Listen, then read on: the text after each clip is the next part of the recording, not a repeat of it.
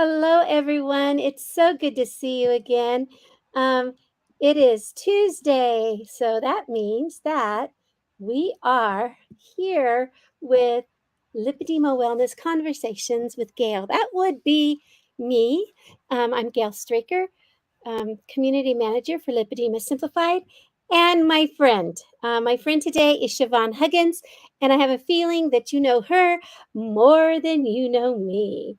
Um, she has been doing some amazing things.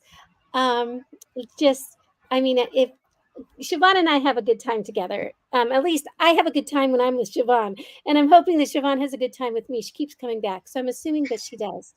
So Siobhan is our research specialist with Lipedema Project, and she has her fingers in everything, and I mean everything. So, hi, Siobhan. How are you tonight? Hi, I'm good. Yeah, I also have fun with you. For the record, I will state that with utmost confidence. Um, but yeah, it's good to be back. It's good to hang out. Yeah, for those of you who are listening either here live or on the replay, um, I have to tell you that sometimes I work with people and I consider them friends, like friendlies, acquaintances, um, work friends, right? But I will tell you, even if I didn't work with Siobhan, I would snuggle up and lean my head on her shoulder. For sure. We talk Because about crochet, knitting, and crafting, and dogs, and little little right. pets. We'd have 2 balls of yarn, and she'd have her little needles, and I'd have my hook, and we'd just sit there and watch each other and admire each other. I have had the tremendous pleasure of meeting her in person 3 times.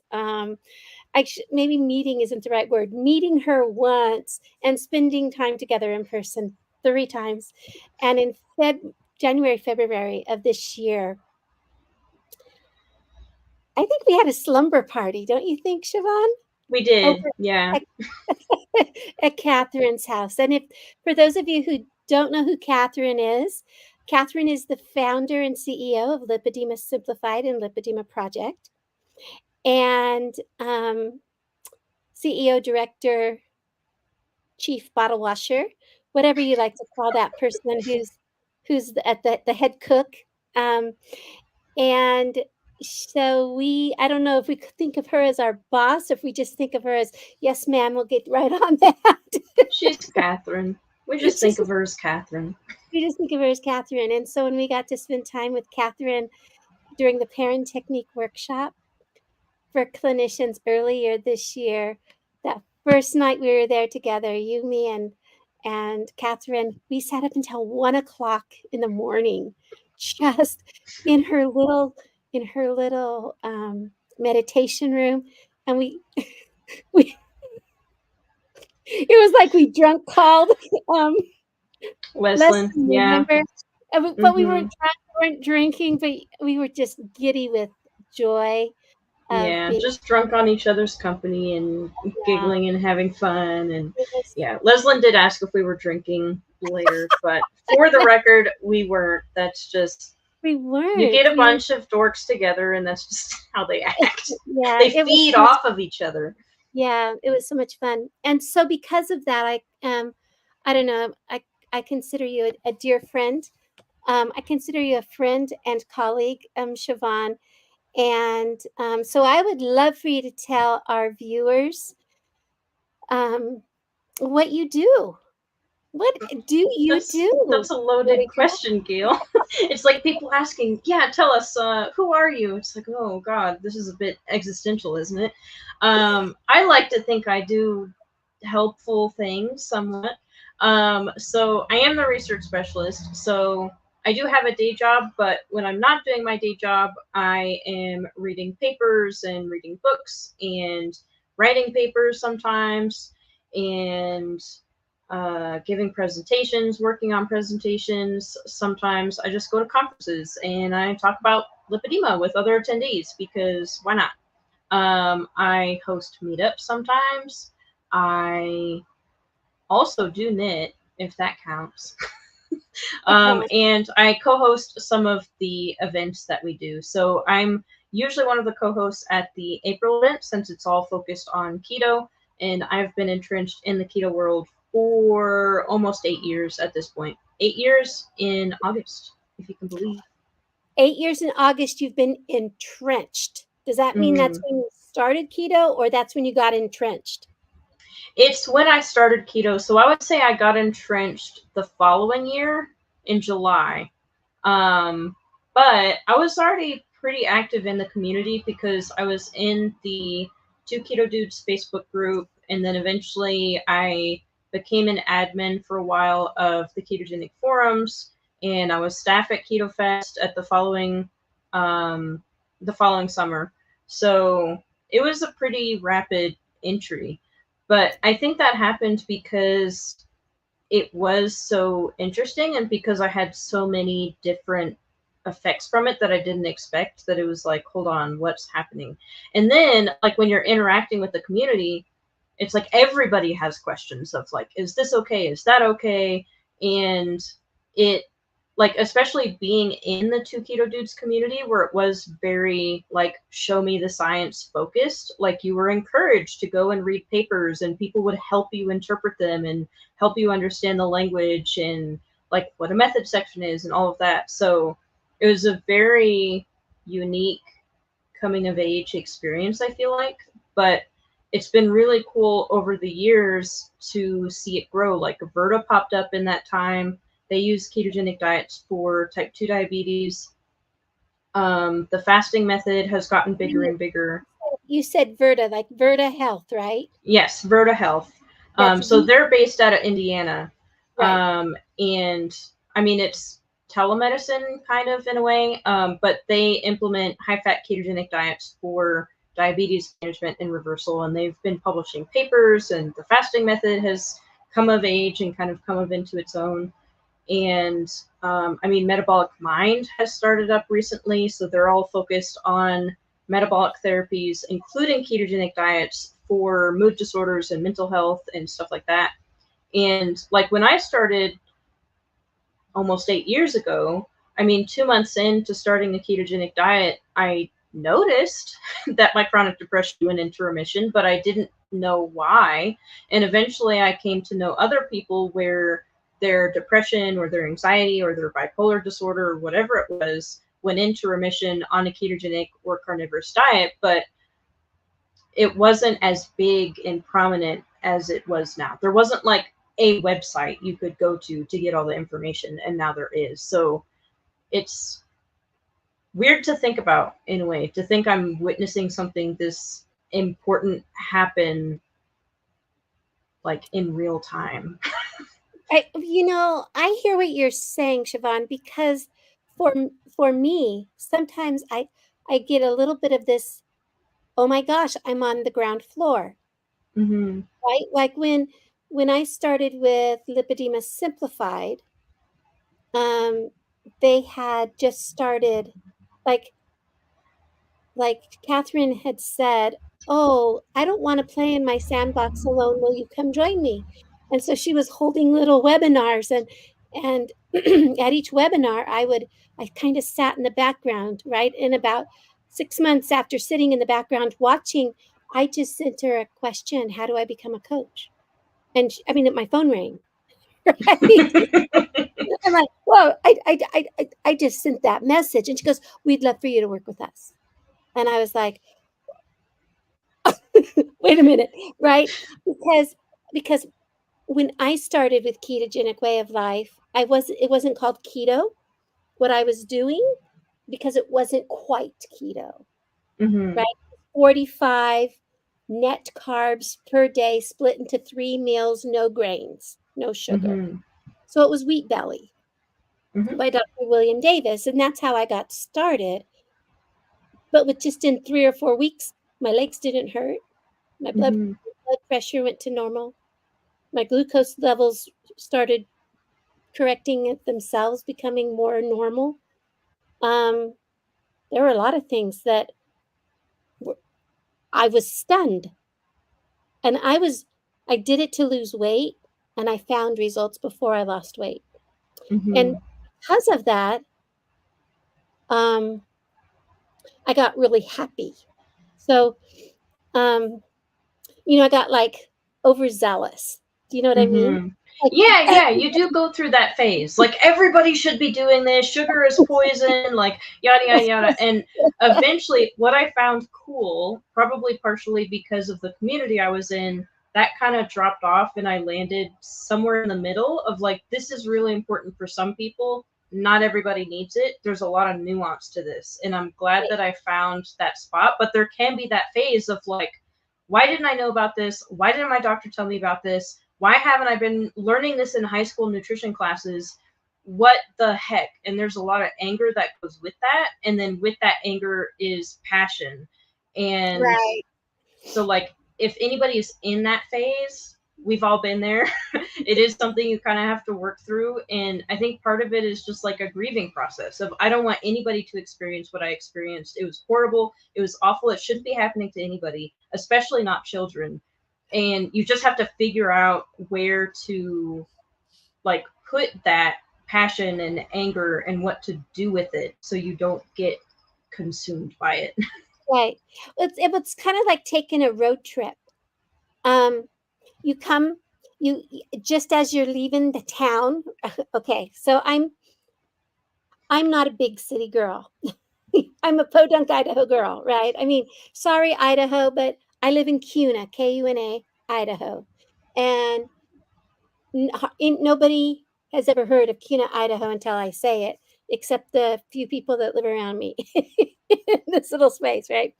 And so here, when I hit that highway, when I hit the free, you know, when I hit the highway and I'm heading out, I'm cruising along, right? And all of a sudden, it's like the open road shows up. Mm-hmm.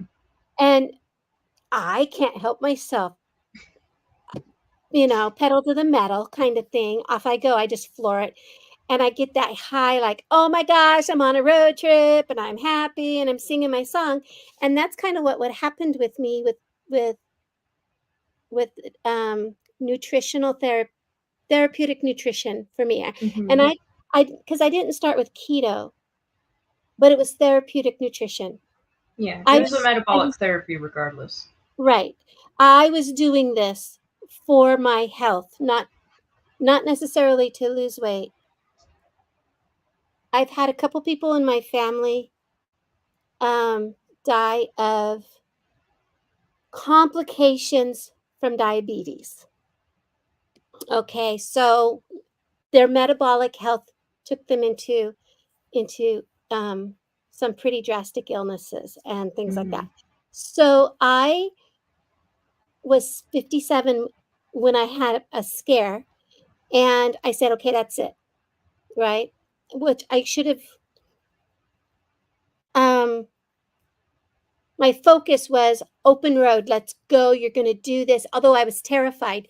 I mean, if you've traveled 100 miles an hour going some direction, it's not going to stay that, but you want it to. And there's a little bit of terror as the car Mm-hmm. starts to shake, right? So that was me on my dietary, my nutritional therapy that I was doing. And then I settled into a nice cruise, right? I Mm-hmm. was no longer going 100 miles an hour or 150 miles an hour. I settled in just around the speed limit and I cruised along. And unbelievable, I've been in this process now for over 7 years. Mm-hmm. It blows my mind. I have never done anything for 7 years. I even graduated from college in 5 years. I mean, nothing have I. Oh, I've been married for 45. Okay, never mind. you know, but but but it's like I've never done something for so long with no end in sight. Does that make sense? Yeah, and for me, like I can very easily become obsessed with things. I've been that way since I was a child. My mom will confirm that that's the case. I was obsessed with gymnastics for a good 5 or 6 years, possibly 7. I don't remember. I got obsessed with tea and cultivars and learning everything about everything. I have about probably 20 or 30 pounds of Oh tea my leaf that I'm still working through. And I still love tea, And but we still buy you tea. yes, but I like it. And the good thing about good tea, like not the stuff in tea bags, but actual like tea cakes, loose leaf tea stored in airtight containers, it never goes bad. There is tea that was found from like 1,000 years ago, still drinkable, still perfect. So I'm not worried about it. But the point being, I tend to get really obsessive about things. But what would often happen is whoever introduced me to the thing eventually would reach a point where I was so deep in it, and there'd be just this moment of I'd be talking to them about something that they introduced me to. And they would have this like disconnected look, like, you lost me. I don't know what you're talking about. How did you even get to this point? What is happening?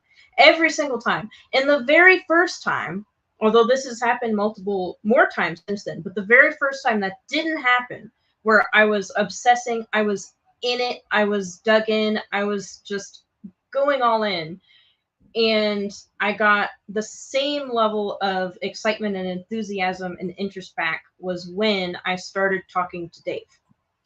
Oh, Dave So, Feldman? yes, Dave Feldman, my other friend and colleague. Um, I've been working full time with him since 2018, but I started talking to him in 2017 at the Keto Fest. And that was the first time I was able to dive deep into a topic in terms of cholesterol metabolism and eventually cholesterol in the immune system, and then eventually insulin resistance in the immune system and inflammation and all this stuff, where I would be sending literally walls of text to him over Slack, and I would be saying, "Hey, I read this paper and I found this, and what do you think of this? And I think this is happening. What do you think?" And he would respond just as excited and just as engaged. And he has never gotten that blank look glazed over. What are you talking about? Even though we're now working in two separate topics in terms of him working with lean mass hyperresponders and the lean mass hyperresponder study, and super deep on cholesterol metabolism and the lipid energy model. And I'm focusing a lot on lipedema and the lymphatics and scar tissue and all this stuff. We still have fantastic conversations, and we're just entertained by each other. And it's been a really good experience for me to understand that I can be myself, my obsessive self, and there are people who are happy that that's how I am. Like, I think that's been an important aspect of my journey beyond like not being depressed anymore and practicing out the social anxiety that was left over and all of that stuff. But I guess that's like growing up, right? Is realizing that you can be yourself and people are kind of there for it. Right. And what's beautiful about this is you when you share what you believe firmly, and I know this, that once you share this with somebody who's never heard of it, you know deep down inside, and you tell them you can't unknow this. Mm-hmm. And so when they hear, and I heard you say that in a presentation to a bunch of docs, that they cannot unknow this now. So pay attention, because we're going to talk about lipedema. But what was so beautiful about you coming into lipedema is you had lost weight, and you're looking Mm-hmm. at your body going, wait a minute, is this what my body looks like without, is this what my body looks like? You know? What Yeah. is The this? major thing I noticed, because I know people talk about the legs a lot, I didn't really notice my legs. What I noticed the most was my arms. Like, even in the first pictures that I had with Dave at that Keto Fest, I was in a top, like a short sleeve top that kind of cut across here, and I Mhm. was so aware of my arms. And at that point, I had lost, I mean, a lot of weight, probably a lot. I don't remember the exact amount, but I had lost a lot. I went on to lose more than that, but my arms basically never changed. I have measurements from early in. They haven't really changed that much in terms of size and circumference and all of that. And even when I've done fasting experiments, like super long, 2 weeks long, they would go down by like a quarter of an inch while my waist was going down like 2, 3 inches. And it's like, okay. And finally having an explanation to that of like my arms are just almost completely lipedema tissue. There's not a lot of healthy fat tissue in there. And that's annoying in some respects. I was like, yeah, okay, fine, whatever. But it does help to understand, like, oh, okay, it's just like an aspect of it's a lipedema thing. Okay, I Right. can live with that. I won't You necessarily settle for it. I'll still be thinking of, right, experiments I can try and stuff like that. But at least it's a place to start. Because if you don't know what's happening, you can't do anything. right. And I when I hear everybody's stories, I look back. Okay, so I'm 64. So 22 years ago, I went on a really extreme weight loss program. I got down to 218 pounds, which is for me is, boy, I thought I was skinny. Um, and my husband said to me, when you're done losing weight, right? Because at the time, had no idea about lipedema, had no idea Hmm. about why my body continued to look like it looks. But he said to me, when you're done losing weight, would you like to have um, arm surgery, like Mm. liposuction on your arms? And I thought, well, what I'm nervous about is if I have liposuction on my arms and I gain weight back, because this was my this was my Yeah. weight loss journey, right? And this was 22 years ago. I said to him, I don't know. If I have all the fat taken out of my arms, I'll have all this excess skin. And he goes, well, I'm sure they would take care of the skin too. Would you like to have plastic surgery on your arms? And I don't know. I said, what happens if I have all this fat removed? Because they weren't going down. I mean, I Hmm. had lost 110 pounds and my arms were about the same size. And he said, I said, what would happen if I gained my weight back? And he said, that's pretty defeatist. And I'm like, yeah, but I've lived in this body. At that point, Yeah, I'd lived in that's my body reality for for a lot of people. Like the right, majority of people who lose weight gain it back, and that's no fault on them. right. And A lot of right, it is the techniques used. right. And I knew in my heart of hearts, I had lost 60 or 70 pounds before and I gained it back and more. And I knew in my heart of Yeah. hearts, I lost 110 pounds at that point. And if I got under, 200 pounds and stayed there for a while, I still knew in my heart of hearts, I was going to see 330 pounds again. Right. Hmm. And I knew I was good because I'd been riding that roller coaster. Yeah, you had the experience. Like the brain is an excellent pattern recognition machine to Right. its fault and to its strength. Yeah. And I decided, yeah, no, I don't want to I don't want, because I was terrified that if I had the surgery where they took out, the liposuction and then arm, the arm surgery to like body sculpt my Hmm. arms, that I, that, that if I gain, that if I gained the weight back, my arms would explode. Right? I just Mm. knew it. Now I'm not ashamed at all about showing my arms anymore. It's taken me 50 years. I'm not ashamed to show my arms. And when I was pregnant, this is what happened when I was pregnant with number one. He's 40. He's 43. So I was, a baby. I was 21, and I was toxemic, Mm. preeclampsia, toxemic, and someone looked at me in my 8th month and said, "You're sick." And I didn't know. I didn't know. I'd never been pregnant before. I didn't know I was Yeah, sick. nobody gives you like a guidebook of Well, like, here's what's in normal, here's what's not right, normal. 1980, no internet, 1,000 miles away from my mom and my stepmom, nobody up here in Idaho with me. Everybody's in Southern California, and I literally from my earlobes down to my shoulders went like this, and Mm. my face, my neck. I'm 20 years old. I'd gone from 190 pounds to 300 pounds in 6 months. Mhm. But most of that was put on in the last 2 months, right? And I couldn't stop Mhm. it. I couldn't stop the weight gain. And so I lost 65 pounds within the first month after having my son. It was all fluid, right? Mhm.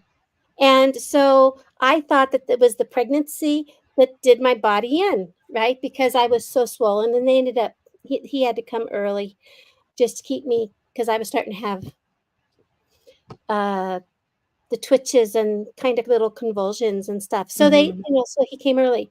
But I'll show my arms and people can see them. These arms have been the same for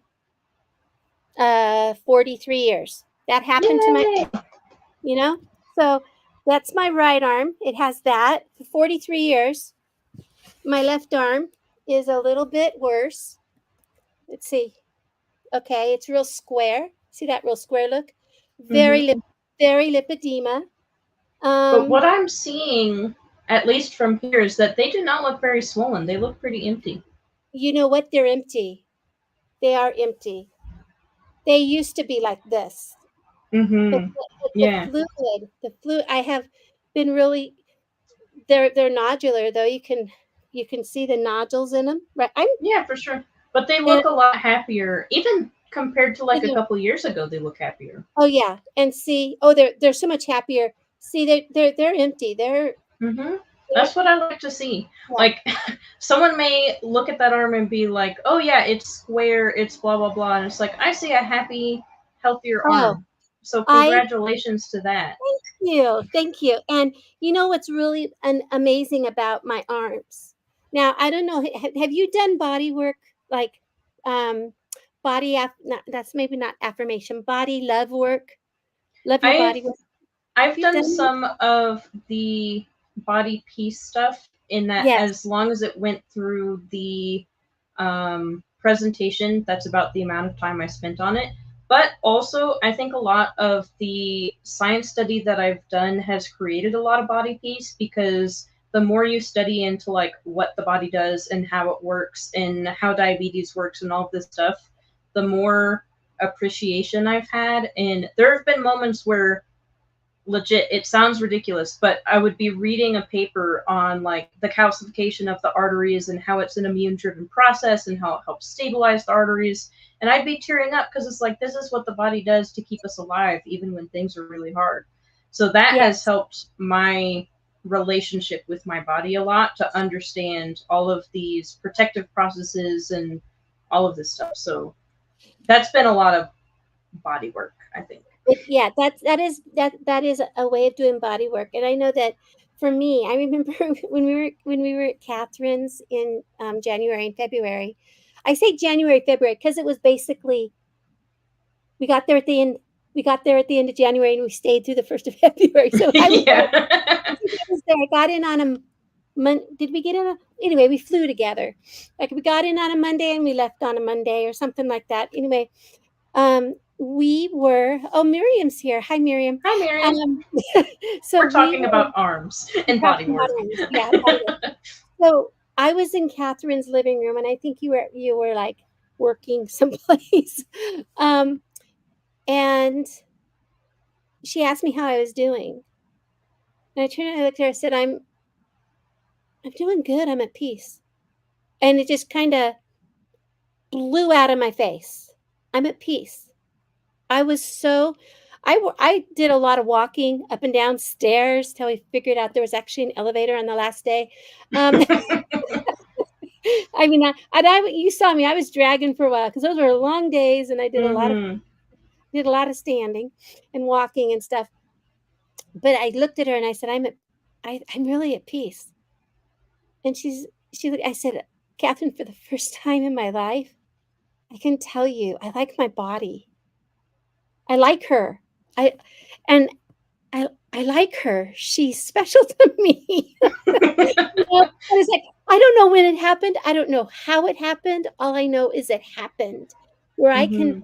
I can pat her and say thank you. Thank you for being here with me all this time. I love you. It's going to be okay. You and I are a team, right? And Mhm. I had never been Yeah. I had never been there before. I had never said it. It was just this revelation that I don't hate her anymore. I like her. She's my friend. She's here with me. And I've done so much positive body work. I mean, decades worth of it. Decades. And what happened with it, and I don't know if I'm the one who's frozen or if Siobhan's frozen. Doggone it. This happens sometimes. Hope I don't get kicked out. But what happened with it is it's like all the work I've done, there was something in it that said, "Okay, you're fine."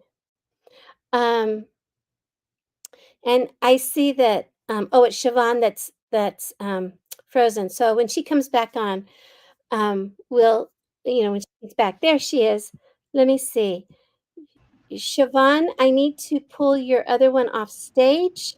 Yeah, I'm not sure what happened there. It just Yeah, I'm not sure either. that something went wrong, which is Okay, most useful error. there you go. Um, but anyways, like I was saying that it just happened to me where all the work I did worked or Hmm. maybe not. Something inside of me said, yes. Now, does that mean that I love the way my legs look? I don't know, but I love my legs. Hmm. They take, have taken me miles and miles and miles. I mean, like thousands of miles. They have held on my lap people I love, critters I love, my hobbies, right? Um, they keep me balanced when I sit a certain way. They hurt, and I know that they do, but I love them. They're like anything, it's just really interesting. And I want to talk about my arms because for years, doing the positive body image work, where you start in the mirror and you go, okay, you start with your eyes, you go, oh, look at those pretty hazily green, yellow, spotted, speckled eyes that you got with no eyelashes and bushy eyebrows, right? I mean, it's like they're so cute, and you squint like this when you laugh, and you say they're neutral or positive stuff. Then you go to your nose, this guy, oh, look at that nose, it looks like your dad's. How cute, you love it, and your bright cheeks, and you just go down like this. And I could go down my body day after day after day after day, and I could get to about my waist, and then I'd have to start over because I'd say something negative. Pretty soon, Hmm. my whole body, my trunk, couldn't get to my legs. I decided to work on my arms, and I couldn't do anything with my arms. Every time Hmm. I saw my arms in the mirror, I had nothing nice to say. And one Hmm. day, I stepped into my daughter's house, and one of her high school friends was there. And she said, "Oh, mommy, Gail, it's so good to see you." And I put my arms around her. She goes, "You've got the best arms." And I looked at her and she's like, "Your arms are wonderful. They give the best hugs."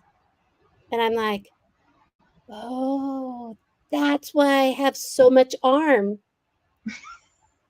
right? That's why I have so much arm tissue because I have to give bear hugs, right? I've got to give big, Hmm. warm, wrap around hugs. That's why my arms are that size." And it was like, oh, and so now when I do my body work, I'm like, "Those arms, you give the best hugs." And I can say something positive about my arms. I can say something positive about my whole entire body now, Hmm. right? Yeah. And In Nancy in the chat said, I feel that way a lot. Hard to love my body right now, but working on it. yeah, And like in the same vein, I feel that way too. Like loving my body, but also working on it. And I feel that transformation you're talking about since I started lymphatic work up to now. Like when I started, I was just like, my legs are swelling. I don't like it. I want to work on that. And right, now when I go into sessions, it's like really brainstorming and thinking about like what my body is going through. How can I help? Like genuinely, how can I help my body? And we've done some things that were way overboard. It was just too much much, and it overstressed my body, and we took a step back and we reevaluated, and it's like, okay, how do we keep the parts that we're helping and not stress it out so much and be a little bit gentler and go about it a little bit slower and more considerate and all this stuff. And it is like that feeling of me and my body are a team. One of us doesn't speak English, which makes it harder. But there's definitely communication going on. And it's been really interesting. And like over the past almost 8 years, I'm still learning stuff. Not only about like keto and the science and new studies coming out and all that, but also about my body in particular. There's stuff I'm realizing now that have been going on for a long time that is just completely new to me. Like the first year I went carnivore, and I'm not carnivore right now. I'm working back towards it at my own pace. But the first year I went carnivore, the only thing I ate was pork and cream cheese. Sometimes a burger, but not very often. Just pork and dairy, and that was it. That was the only thing I craved. It was the only thing I wanted. And I even adopted like a nickname on Twitter of pork and lipids as a like jokey reference to that. But I didn't know why. And then I started doing a lot more of the lymphatic work and the breaking up the fibrosis and much deeper, more intense stuff. And I started getting intense dairy cravings on carnivore, and carnivore was getting harder and harder to maintain, and I was having so much difficulty. And I thought it was all psychological, like you're dealing with all this lipedema stuff, it's really hard.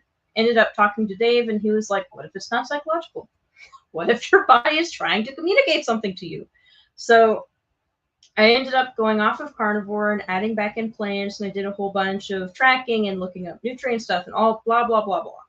But the main point of that is that what I seemed to be craving was vitamin K. And so that's very high in liver, which I don't eat because it makes me sick. It's so physically sick. Physically sick. There's something in there my body does not like. It's high in dairy, which I was trying not to eat because it makes me swell and it triggers lipedema symptoms and it makes me gain weight and fluid and all of this stuff. That wasn't very productive to my goals. And high in egg yolks, which I would have to eat a lot of egg yolks to get up to the levels I can get with dairy. But I learned recently it's also high in pork fat. So the fatty pork plus the dairy was like really, really high up there on the vitamin K. And so I had added the plants back in and all that, but I don't like plants very much. So eventually I was like, I don't want to continue doing this, but I don't want to add dairy back in because that's not helpful. But when I dropped the plants back out, the dairy cravings came back. It's like, okay, so I talked to my new doctor about it. She works a lot with people who have chronic health issues and stuff like that. And she recommended a vitamin K supplement. It's like, there's not a known toxicity level. You can play with it, whatever. And so I started really high dose vitamin K. And within a couple days, my cravings were gone. The dairy cravings were gone. And so originally I was thinking the dairy cravings were only when I started the deeper lymphatic work, but then I started thinking back to the beginning of carnivore, and the pork and the dairy cravings started then, and that was a long time ago. That was like 7 years ago. So it's like, okay, this has been going on a long time. That's interesting.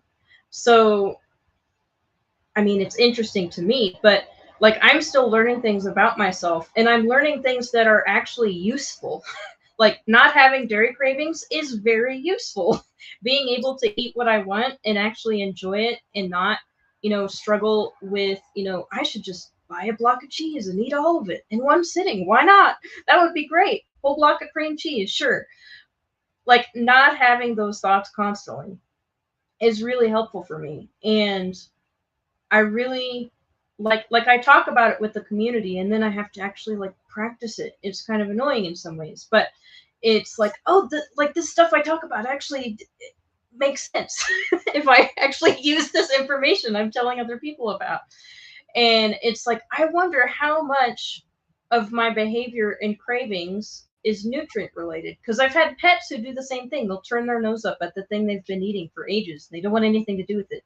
And what I would do with my cats is I would set out a platter, a little bit of fish, a little bit of pork, a little bit of chicken, a little bit of chicken heart, a little bit of chicken liver, and they would find something on there. They'd eat it all up. They'd eat that for a few days, and they didn't want anything to do with it. So they would do the exact same thing, and it seems like it's nutrient related. But then it's like you have this information and you talk about it with other people and you give them advice and you never think to apply it to yourself. And it was talking to Dave that made me think, oh yeah, maybe this is my problem. So I don't know. That's been like a weird thing, and I'm still like looking more into it. The pork thing I only figured out a few days ago.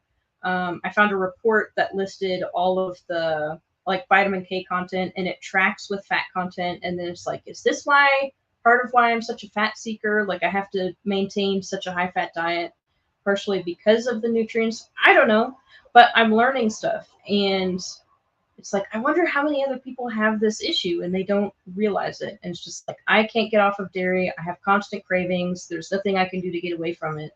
It's like maybe we should sit with that and figure out why that's happening.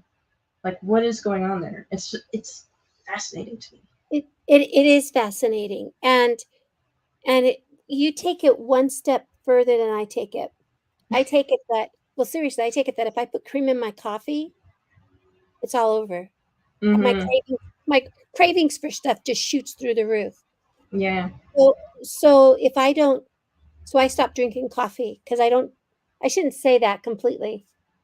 Because when we go out to breakfast, I'll have a cup of coffee with cream. Mm-hmm. We're a really nice little restaurant that it's awesome. But I'll tell you what, on the day that we go out to breakfast, I get restless and gnashing of the teeth, right? And Mm-hmm. once I start the cream, now cheese doesn't do that to me. Cream does. Mm-hmm. Cream. So I know it's probably what we talked about with Dr. Ali yesterday. It's a kind of a Mm-hmm. dopamine thing. Now all of a sudden I need more. I need more. I need more. I need more. So I'm thinking that's where my Mm-hmm. happens. But so I don't even think about what am I missing nutritionally. So Yeah. you've taken it into the what does my body nutritionally need? And is that what my body's telling me? Like listen to what that part of my body's telling me. Mine is, oh my gosh, if I drink this, I have cravings. And if I don't drink cream, I don't have cravings. So I Mm-hmm. found the trigger. So, but I don't go, oh, I must need this. But I have discovered I have to go higher fat Mm. than I thought I did. I Yeah. didn't, I thought, okay, I don't do, we don't do calorie counting and any of that stuff because that just doesn't, for me, it doesn't make any sense. So I don't do calorie counting or any of that. I don't even count carbs because I don't eat very many plants. I do mostly carnivore, but not completely. It's not a carnivore-ish.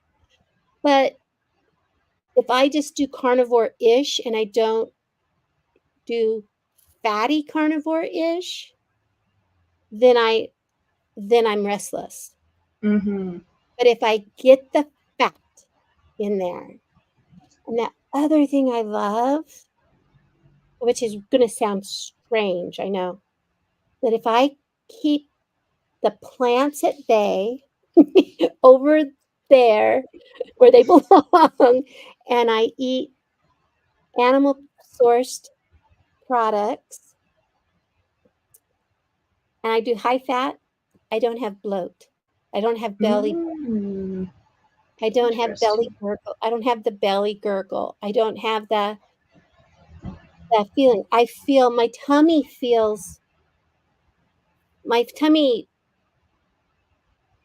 like not when I put my hands on it, but the actual feel of my tummy inside my body feels all like in order. Like it feels flat. Yeah, I know what you mean. I'm not going to tell you it is flat. It feels from the inside feels Mm-hmm. like everything's in order and flat. And and so I found that that's the feeling I like. Mhm. So, first, I remember when I was younger, when I was starving myself, when I was afraid of food, and I was starving myself. I remember laying on my bed, um, on my back, and touching my belly, and I yearned for the feeling of that belly being flat. Mhm. Okay, strange, but it was the whole diet mind. I'm talking young, like in high school, Yeah. middle school, high school, and I couldn't get that feeling ever, ever, ever, ever Mhm. until I was carnivore. Mm. Now, it's not physically flat. Like it's got some fat, it's got some bulge, but from the inside, it has that, oh, everything's working and nothing's bloating. Mhm. Comfortable, And yeah. I have to go high fat carnivore to get that Yeah. feeling. Yeah, and that's like the thing I wish I could beam into everybody's head who's like getting into a nutrition space is we can't tell you this stuff. Like I could not go back to you just starting the wheat belly lifestyle and say you're going to have to go high fat carnivore and you're going to have to forego dairy and you're going to have to avoid most plants. I could not have told you that. And like the high fat aspect, I think you've only discovered within what, like the past year?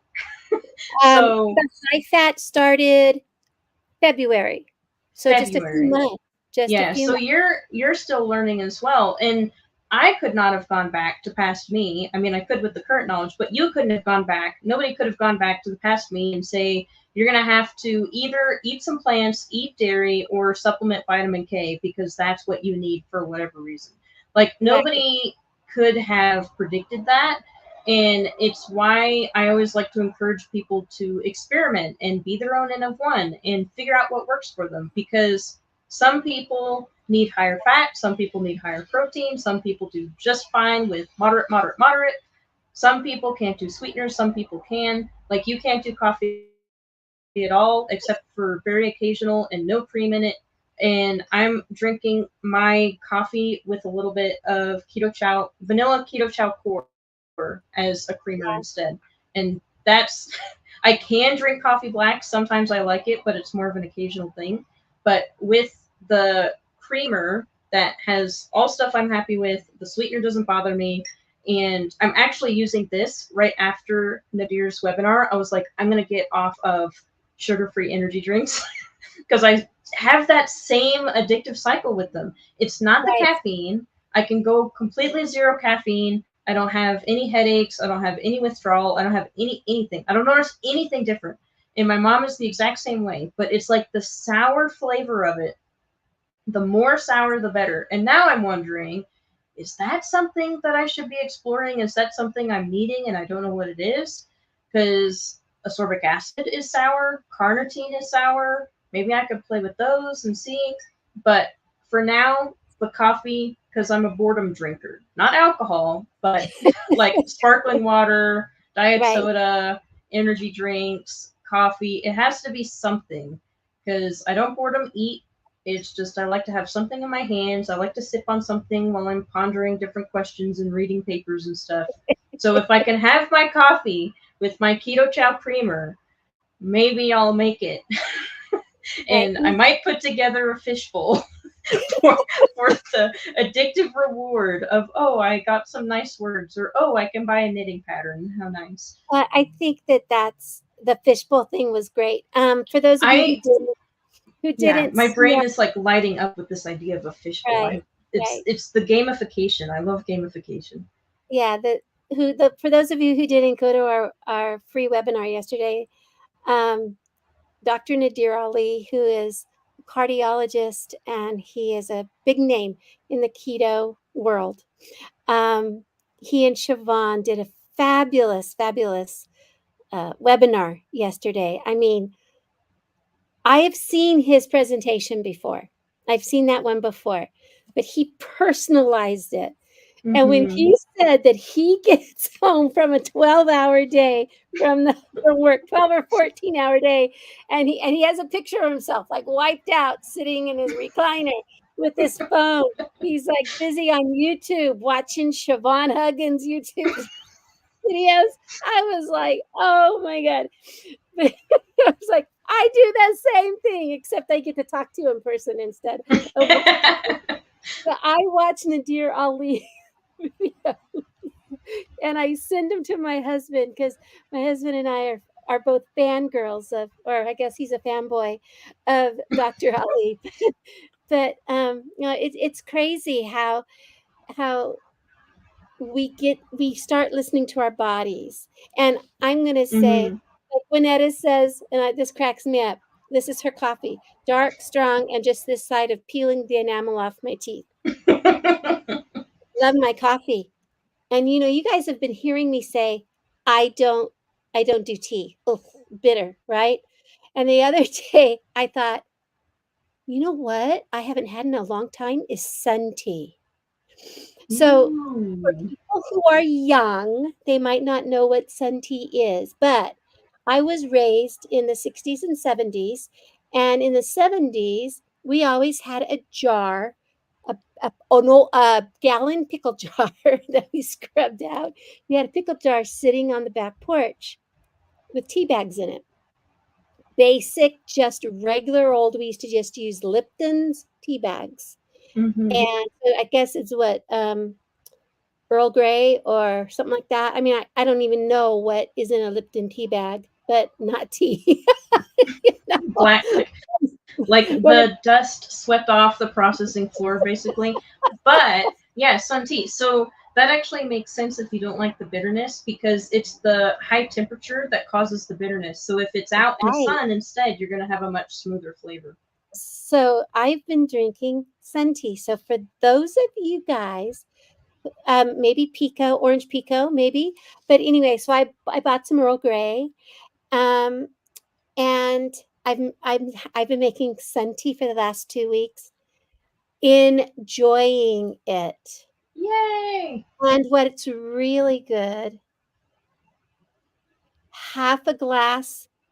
Oh, actually, I drink it in a wine glass, but half a glass. That's fun.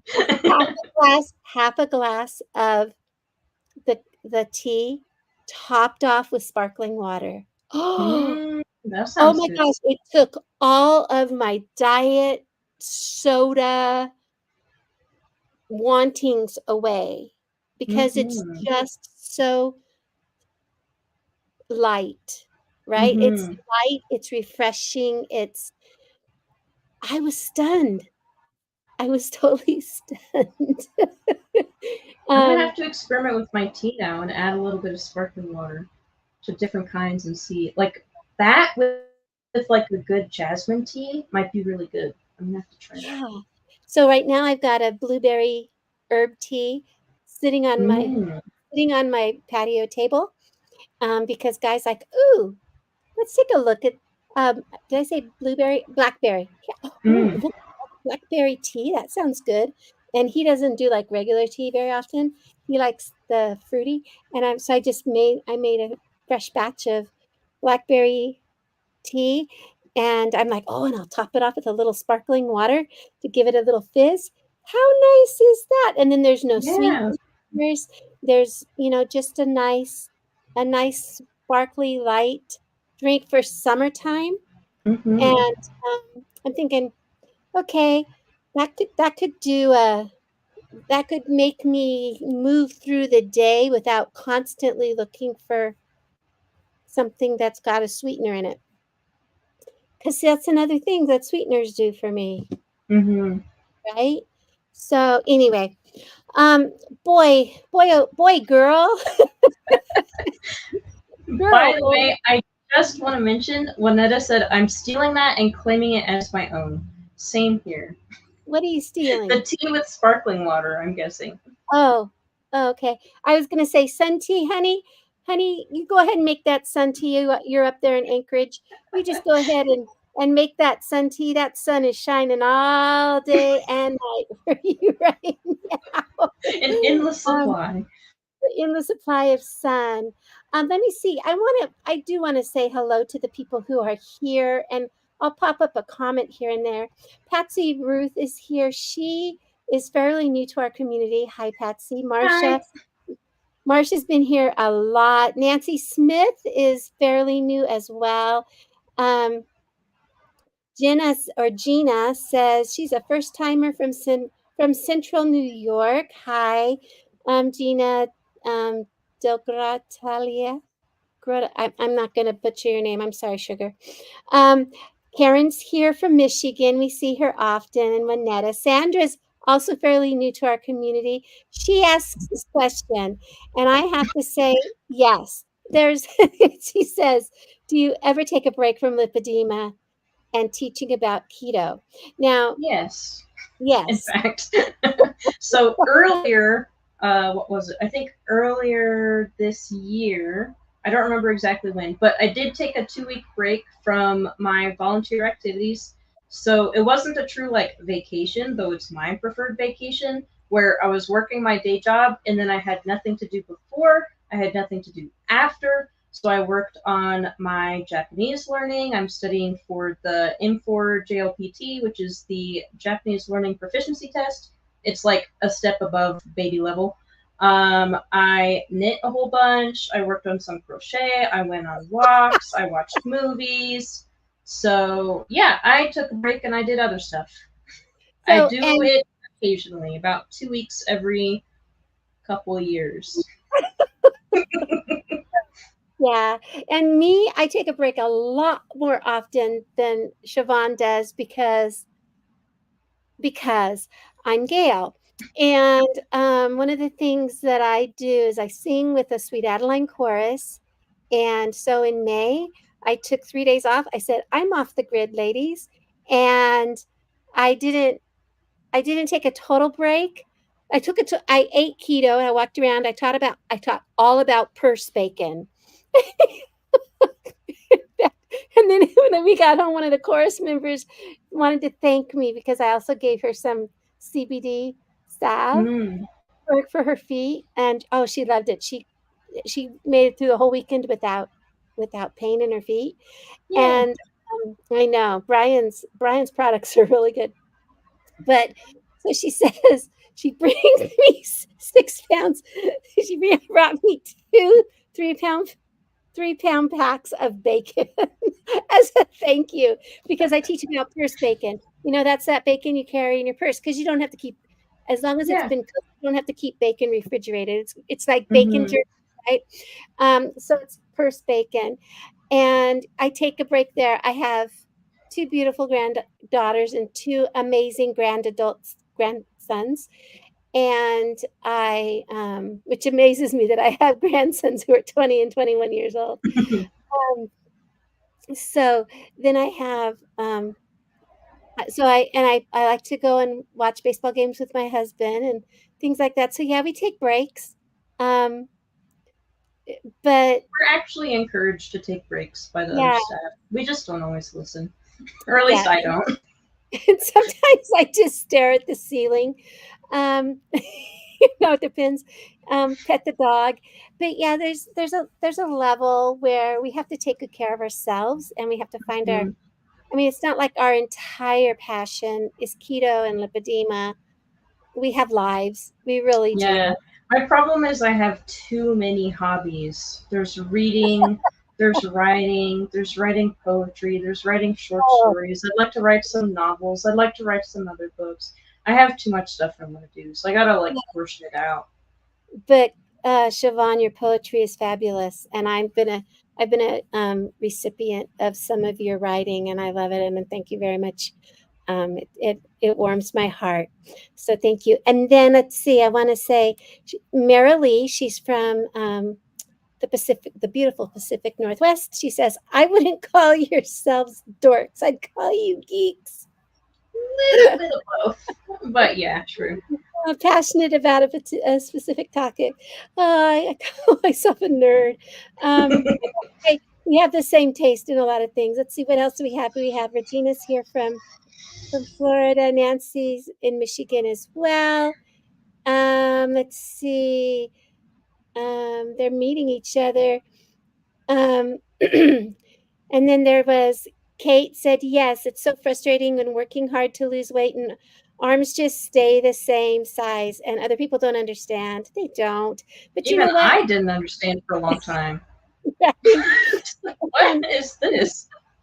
Now, if you want to get together with other people um, who have the same lives as you live or whatever, and you want to connect up with people, and I want to say, Beverly, it's good to see you. Miriam, it's really good to see you. um, Dr. Nelson, hello. Really good to see you. So, Beverly, I want to talk about this real quick. Anyone trying GLP ones like Ozempic for weight loss? So we've had some presentations on the semaglutides with Dr. Matt Carmody, Siobhan, and Leslin have done some on that, and so there are people who are trying it. I think the jury is out on it still.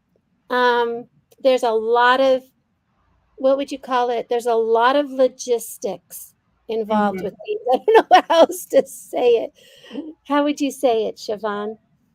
I guess like the main points we've come to is there's not a study on lipedema specifically. We don't know the long-term outcomes in lipedema specifically. So Dr. Carmody mentioned the longest study we have at the moment is at what was it, like 2 years or something like that. So we're still gathering information. Like with bariatric surgery, we really started to see a lot of important details at like the 5, 6 year point, and we don't have that yet. But some people do find them useful. I know there are people in the lipedema community who find them useful as well. And it's a lot of working with your doctor and asking good questions, and also asking questions if you don't want to stay on them long term. So asking ahead of time, like, this is my situation. I want to go about it this way. Have you ever done that with patients before? What was that like? What kind of results did you have? Or working with a specialist who's used to putting people on and taking them off and everything in between. Yeah, it's yeah, there's a lot of things that we need to keep our eye open for. Lots of questions. And I can tell you right now that uh, there's many schools of thought. I know that people are taking semaglutides for different reasons, right? And different names, different brands, Yeah, and different formulations. different formulations. And me personally, my mine is go in with your eyes wide open. Mm-hmm. Get as many things.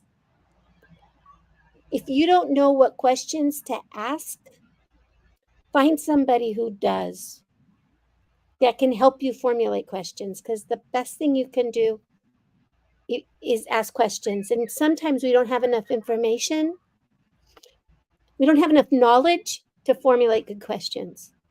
Yeah, for We sure. we don't even know what we don't know, right? So we need that. We need that. We need to watch the fireside chats. We need to watch things and talk to people who who have um, have lipedema, who have used them, and they're hard to find. Just like it's hard to find a doctor who knows about lipedema, and now you've got a doctor who doesn't know about lipedema and really doesn't know about semaglutides either, and they might prescribe something to you. And I can say truthfully, you can reach out to us. We can give you only the information that we have, but for me, knowing, I, I'm I'm personally leery, but that doesn't mean you should be.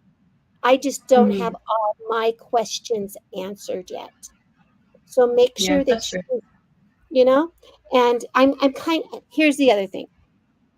It took me 6 months to open my mouth with lipedema simplified, of watching in the background. It took me 6 months with CBD to say, okay, it's not snake oil, right? that it's actually that it helps me, especially the stuff that's high quality. Now, Mm-hmm. it took me like I didn't do Atkins in the 90s and the early 2000s. I didn't do Atkins because I didn't trust the whole, you know, low carb thing. It took so I'm going to look at it really closely, and I'm hoping that all of you do too. Don't jump in all willy-nilly. We talk about everything that we do it with your eyes wide open, Mm-hmm. knowing full well what you're into, because it's we have to do that because we have to advocate for ourselves, therefore we have to have information. Yeah. So I'm going to continue to call people's names out because I'm glad you're here. And before we go, because let me see, we've already been over an hour. You guys are so good to hang out with us this long. Yeah. Um, you guys just aren't going home. That's okay. We love you. They're enablers. They're enablers is what they are. They should be like, 20 minutes is up. It's time to close things down. We've had enough time to go home. Well, that's because Leslie's not here. Julie, hi, Julie Stewart. She's here. She's our muse. Let's see who else is here. Um, Gloria, hi, Gloria. She's here too. Janet's here. Um, see, Dr. Nelson. I think I already talked to Dr. Nelson. I just want to make sure everybody got a. Oh, hi, Sis Tamra. Hi. Oh, Siobhan. Um, there's some things we got to talk about, right? I mean, Yeah. we didn't, we We didn't just. spent this whole time not talking about them. I know. We were supposed to. We got them on our list. So one of the things we're talking about, it's Lipedema Awareness Month, right? It is. And we've been talking about some really cool stuff with lipedema, and everybody said, "Hey, this is all cool and everything. We're glad you're talking about this, but we have some stuff happening this weekend, don't we? What do we Mm-hmm. got going on this weekend, Siobhan?" Oh, don't ask me. Okay, I'll tell you I've then. got the day off tomorrow, so my brain is already shut off and in Oh. weekend mode. So we have these things called heart-to-heart circles going on all month long, and these are sorry we and I have children out in my backyard playing in the pool. So if you hear that noise, that's joy That's happening the right. sound. Yeah, that's the sound of happiness. Don't worry about That's it. the sound of summer. Anyway, not the sound of silence, it's the sound of summer. So we're having heart-to-heart circles all through June, because June is Lipedema Awareness Month. And I can tell you right now, I've already held mine. And there were 5 guests and me, so there were 6 people, and we sat around a table and we chatted, and it was wonderful to meet people there. I met Nancy, and I met Jules, I met Phyllis, and Jill, and Suze, and those are the people who were in my circle, and it was lovely. Siobhan is holding hers in Boulder, Colorado on Saturday, correct? No, not this Saturday, the Not correct. 29th. The 29th, Saturday after next. So it is going to be held at 1 p.m. Mountain Time, and it's going to be at Wild Pastures Burger Company. I am shamelessly promoting them, not because I have anything to do with them, but because they make really good quality burgers, and I really like them, and I want them to stay open forever. So I am meeting up with people there. I fully expect people just to get drinks. They have sparkling water on tap, unlimited. They also have some sugar-free kombucha that I like, and they have some other stuff sweetened with like natural sweeteners, honey, and stuff like that. So they have a few different options, and they have booths, which is always nice. So nobody has to worry about fitting into chairs or anything like that. Extra spacey and roomy, and it's a really nice place. And I like their mission, so I figured, yeah, why not give them a little shout out. And I think that that's fabulous, because and here I was thinking, oh, where I had mine held, I thought, oh, perfect, right? And then we get there, and I'm looking at the chairs going, ooh, these aren't Mm, good, right? And so yeah. get this, all of the ladies who sat in the chairs and all of them did. All but one had to sit on the edge of the chair Ooh. because they didn't have arms, but they had these things that came down like this to like cradle you. Mm-hmm. It hurt. So finding a place that has a chair that's wide, and I looked outside to see if I could bring chairs in from outside, and they all had arms. They're all like Mm. captain's chairs. And I'm like, they're not going to do me any good either. Right. And I felt so bad. But, they're like, it's okay. We deal with this all the time. And I'm like, yeah, but you shouldn't have to deal with that. Mm-hmm. I shouldn't have to deal with that. Right. And so it was a topic of conversation about where we go to sit. And so it's really cool that you're going to have booths. I wanted to make sure the TH was in there.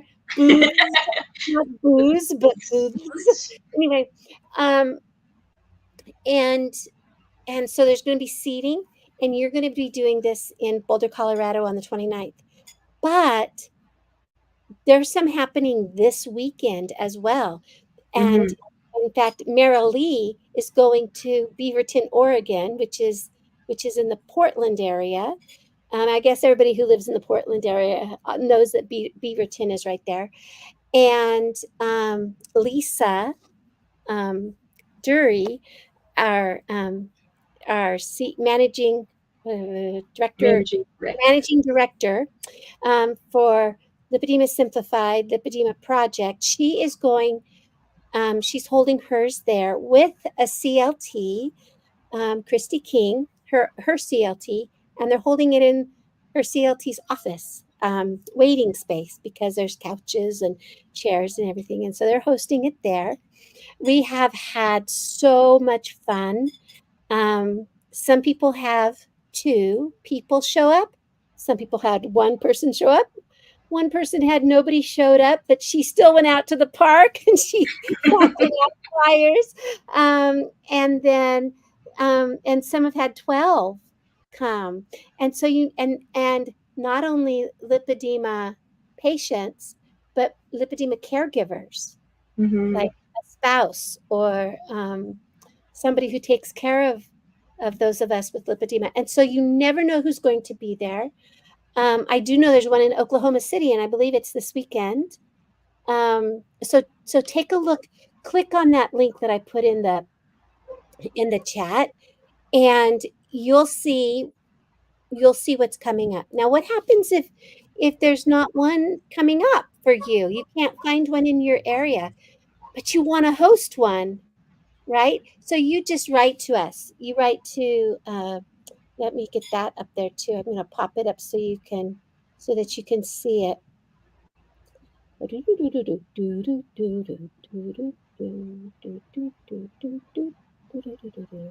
Tamara So, said mine is on Thursday the 20th in New Bern, North Carolina. who That said is that? North Carolina. Who said that? Tamara. Oh, Tamara, that's right. Yours is you're having one Thursday, like the day after tomorrow, right? The 20th. Yep, the Yes. 20th. Yeah. So if you're looking for one during the week, do that. Now I said, hey, do you want to host a heart to heart circle in New York City? We're still looking for a host for New York City.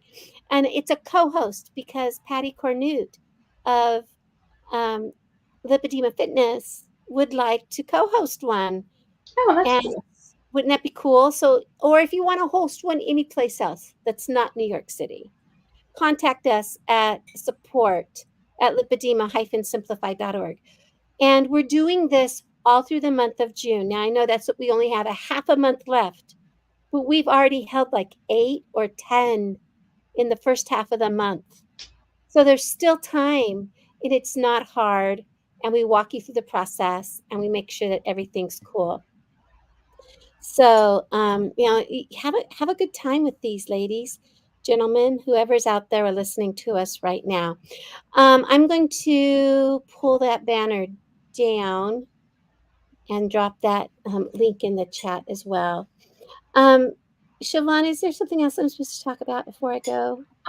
Just a tiny little event that we're holding in September. Um, Oh, right. just a little one, itty Okay. bitty. Okay. So that's right. That's right. We have a couple of events that we do each year. And they're called Heart to Heart 3-day virtual event conference events. Now, I know that's a lot of words, but I It's can not a tell record, believe me. I can tell you right now. Actually, there's two more things. I'm trying to find. I'm trying to find my what I'm supposed to put in the chat. Okay, so our here it is. So it's the Heart to Heart 3-day virtual event, and I'm going to put this in the comments and then I'll pull it up. Um, Sometimes it's hard for me to poke all the buttons at the same time. So I love that everyone here is very patient with me. At least I think you guys are. So I'm going to just keep that assumption in my brain that all of you guys are patient with me. Here it is. So it's the Heart to Heart event conference, September 27th, 28th, and 29th.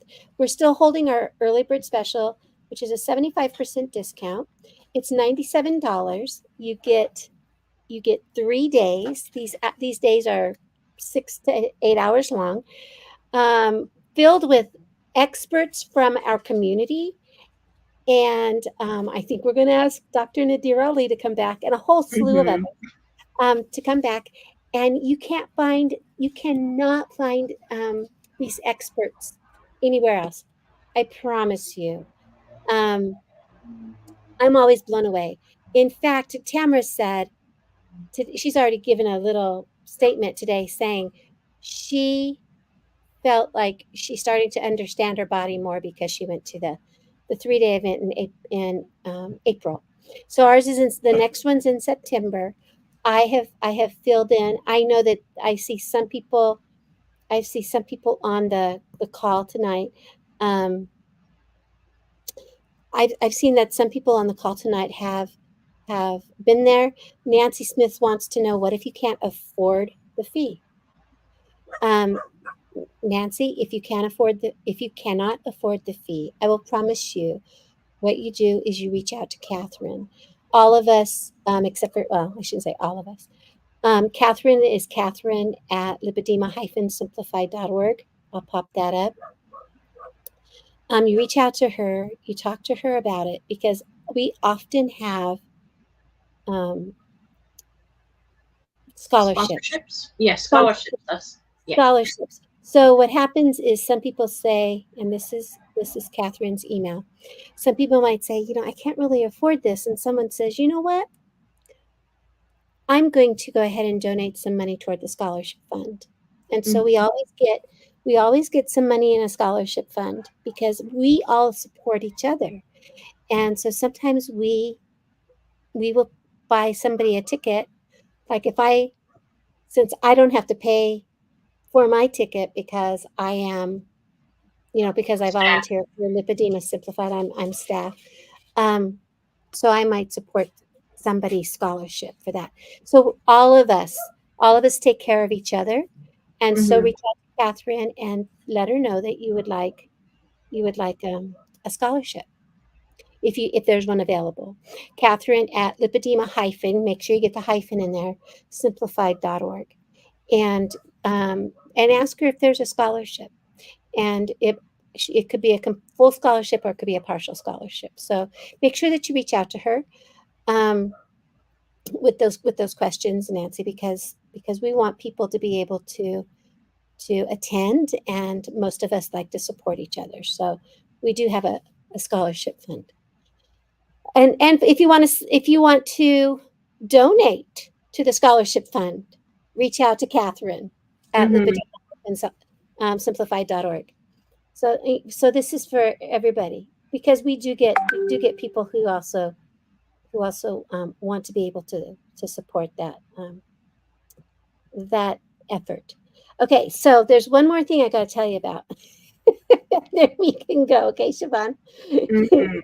Okay, so the timing here, I'm looking at 6:22. Okay, um, we have a free webinar coming up, and it's called it's from Lipedema Simplified.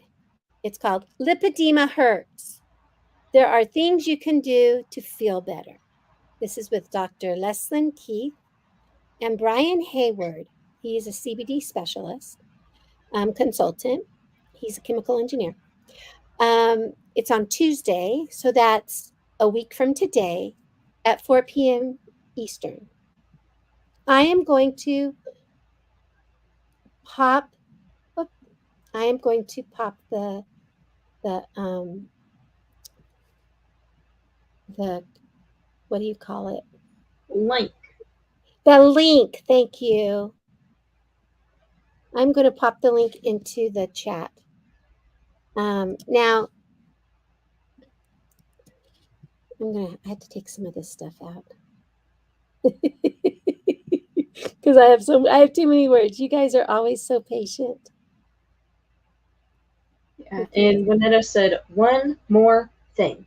Yes. Okay. Always one more thing, if not 5 or 10. Okay.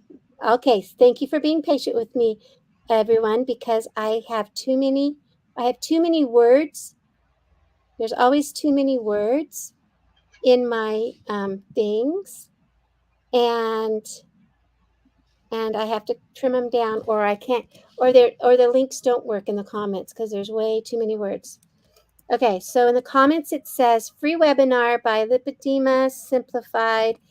There are things you can do to feel better. Tuesday, June 25th at 4 p.m. Eastern, and there's a link. Whoop, whoop, whoop. Okay, now sign up for that. Here's the wonderful thing about signing up for a free webinar. You'll get the link for the replay. Even if you can't make it to the actual, y'all froze, she told me. Oh, doggone it. And then the last thing I want to say is if you happen to want to get into Siobhan, you're doing something, and you gave me your Twitter X thingy. Tell me about it. I'm writing an article series about the different characteristics of lipedema. So we outlined some characteristics of frequently agreed upon and additional evidence in our case definition paper. And I thought it would be fun to go through each characteristic and kind of summarize it and some of the information we have in the paper, but then also add my own thoughts and additional points and just my brain spewed into different articles. So the introduction post is out.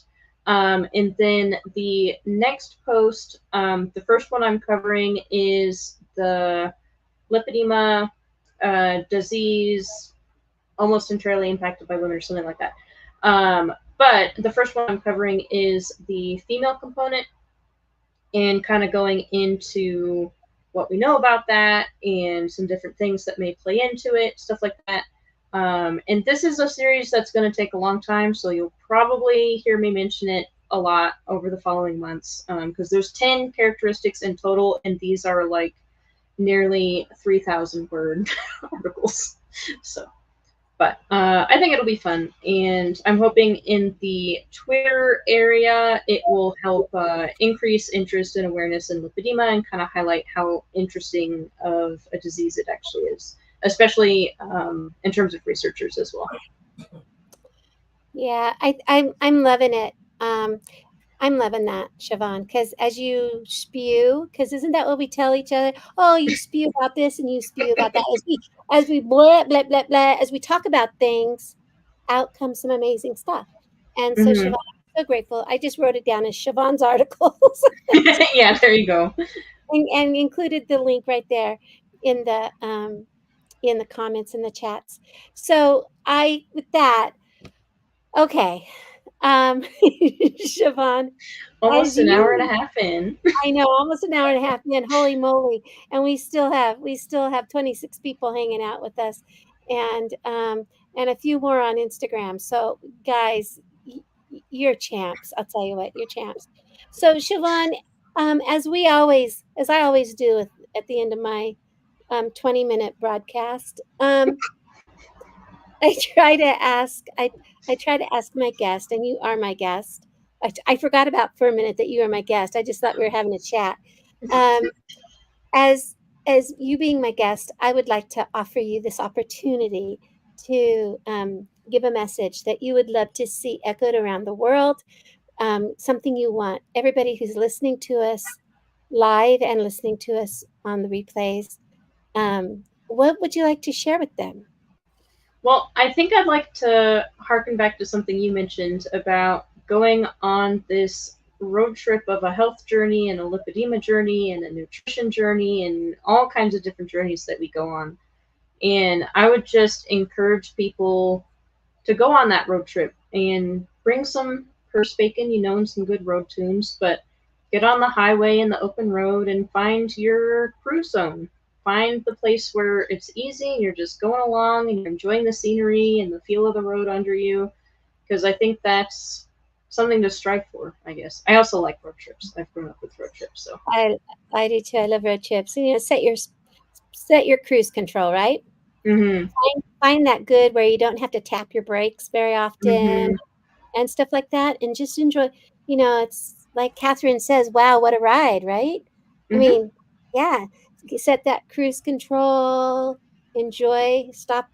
Pull over at the rest stops and try not to smell the potty. Try to smell flowers instead, and just Put get on and the radio, put on the driving playlist. On the road again is required. oh Uh, my there's a lot of gosh. times. It was Okay. on our childhood road trip playlist. Oh my gosh. Oh my gosh. Every morning, every time we'd head to Southern California and we get those kids in the car and we'd pop it into, drive on the road again. And the kids would go, oh my God, mom, on the road again. And we would every single time. Now I know that Every now I single know time. I know every single time, 5:30 in the morning. We tell the kids we're leaving at 4:30. And okay, so 5:30 is when I put it in the drive. The kid basically we'd just put the kids in the car and say, sleep there, we'll get going in the morning because we're that early morning heading out first thing in the morning, Mhm. kind of because that way you get there for dinner, right? Mhm. 13 hours later. And you stop. The only time we got to stop and go to the bathroom is if the car needed gas. So and off we went, right? Like I say, you hit that cruise. Those of you who know anything about Winnemucca, don't go over 35 until you get past the sand dunes. Okay. Um, because you'll get a ticket every time. I speak from experience. So yeah, get out there, try try something, set your cruise control, see how it works, find your groove, find your cruise, and do it. This is your body, this is your life. You're not alone. We're road tripping with you. So Mhm. I love it that Merrily thinks we're comedians. We're just Hey, maybe it's a new career. We could go out on the road as a comedian troupe, just the two of us, Gail. we'd starve to death. We'd fast. We'd have to do a lot of fasting. Involuntary fasting, that's what they call that. Yeah, I love hanging out with you, Siobhan. I love hanging out with our audience.